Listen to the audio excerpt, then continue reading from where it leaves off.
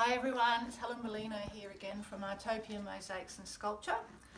We are releasing this series of YouTube videos to show you what you can do with our amazing new product, S&S, which is short for Sculpt and Stick.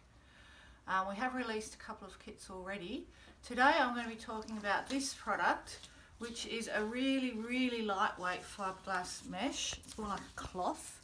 It is fiberglass, so it's very durable and alkaline resistant. So you can use this for your sculptures as well as the regular fiberglass mesh. This is fabulous if you want to do a little bit more intricate work and wrap objects. So our first kit, we included this adhesive fiberglass roll, and the method we were showing you there was to go do cut pieces and do crisscross work to cover a found object and turn it into a rigid sculpture. So we did show you a shoe. You can do things like hats and cushions. This lightweight mesh, this lightweight mesh is giving us another option for that type of thing, but just gives it a little bit more flexibility in what you can create, especially if you're doing larger objects.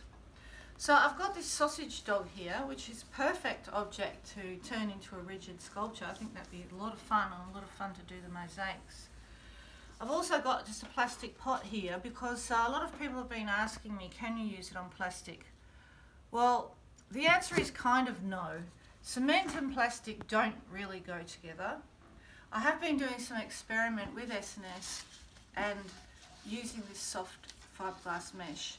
We can actually use a plastic base just to mould our S&S and mesh around if we want to use that to create a shape. It isn't a durable outdoor material though. Plastic is very brittle, so there are some limitations. So let me just show you a little bit about how to use this wonderful lightweight mesh. Instead of doing the very narrow strips like we've done in the past with this roll, we're going to be able to, with this, actually cut large pieces and do some wrapping. So if you don't want to sit there for hours doing that fiddly crisscross work, you can actually use this to move forward quite quickly in some areas. So for instance, for this dog's body, it's quite simply a matter of wrapping this fabric mesh around the shape, pulling it nice and tight.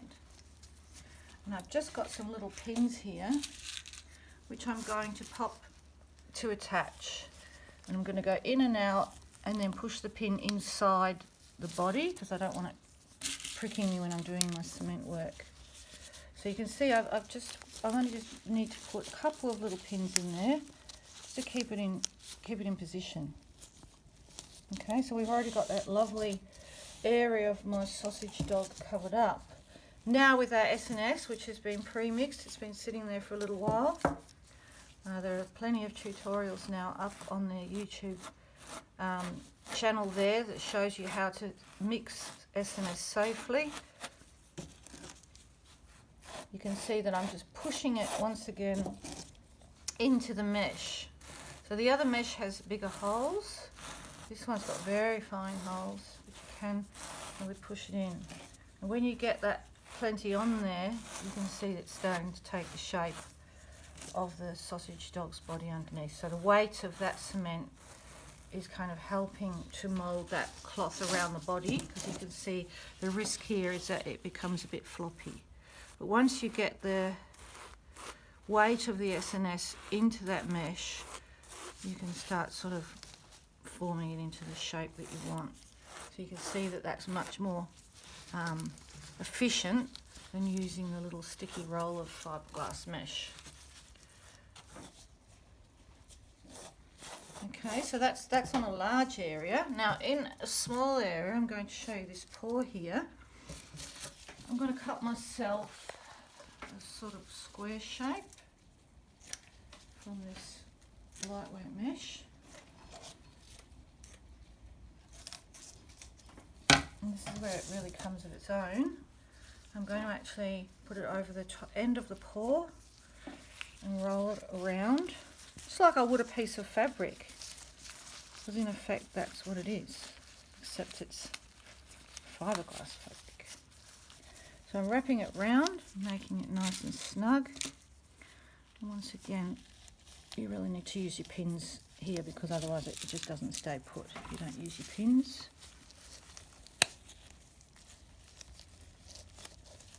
This is a lot of fun.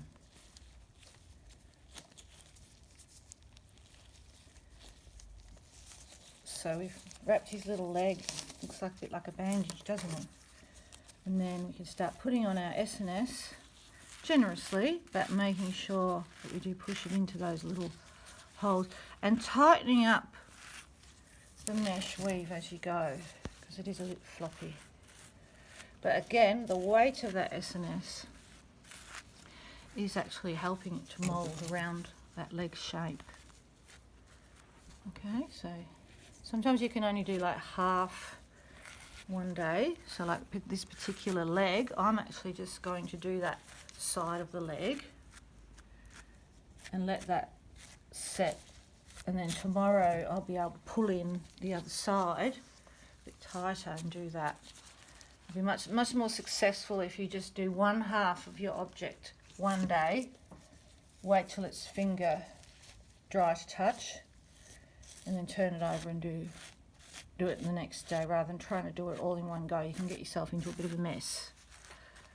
So if you want to keep going and you're impatient like I am, then have two projects going at the same time. So you can work on one, leave it, and then work on the other one. So I'm going to leave that now, but you can see what I've done. Now, that's not enough, okay? To turn this sausage dog into a rigid sculpture for your mosaic work, once you've done the whole thing and it's cured for a couple of days, then you need to go over the whole thing again with another layer of this mesh or just the adhesive fiberglass mesh strips and cover it completely again with another layer of S&S. And even after those two coats dry in places, you might even just put on a little bit of the mixture here and there to strengthen it up. So you need at least 2 coats, maybe 3, before it's a rigid and weatherproof sculpture for outdoors. Because we're using things like fabric and plastic and things that aren't suitable for outdoors, we cannot expect these sculptures to last for 100 years, like if you're making them out of welded metals and other more suitable infrastructure. You know, cement-based products, cement is porous. It will let in some moisture and the interior will degrade. The plastic will break down and become brittle. The fabric will eventually disintegrate.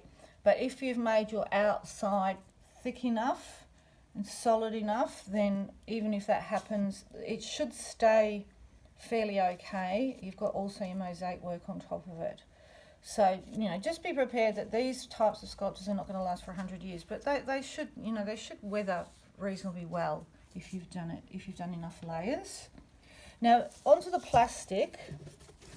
I think this is where this lightweight mesh and the S&S is really, really valuable for people that do have a plastic object that they just really want to use. Now, this pot's not a good example, but because I'm not a fan of plastic, I don't have many things lying around made of plastic.